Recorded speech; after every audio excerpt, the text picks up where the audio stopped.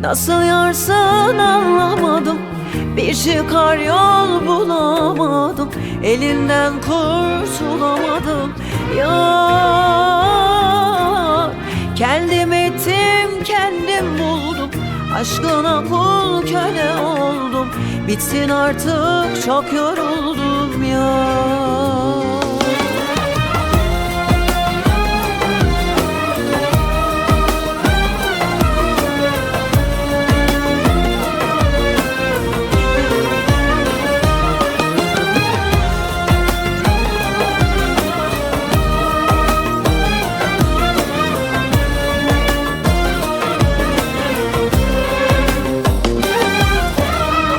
Nereden düştüm bu sevdaya? Başım senle hep belada. Ne gecem var ne gündüzüm, kabus oldu bu aşk bana ya. Çektin beni tuzaklara, yüzüm gülmedi bir daha. İntizarım var yar sana, Allah görüyor yuhar.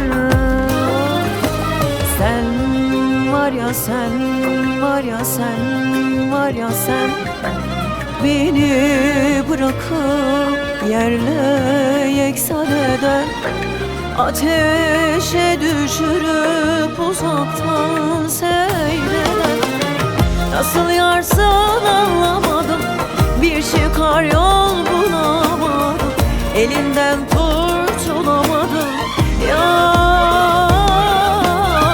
Kendim ettim, kendim buldum, aşkına kul köle oldum.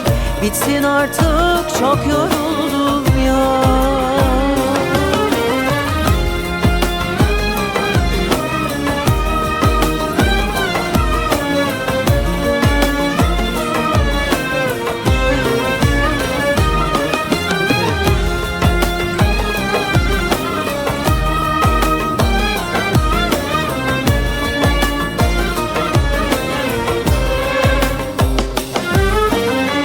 Nasıl yarsın anlamadım, bir çıkar yol bulamadım, elinden kurtulamadım ya.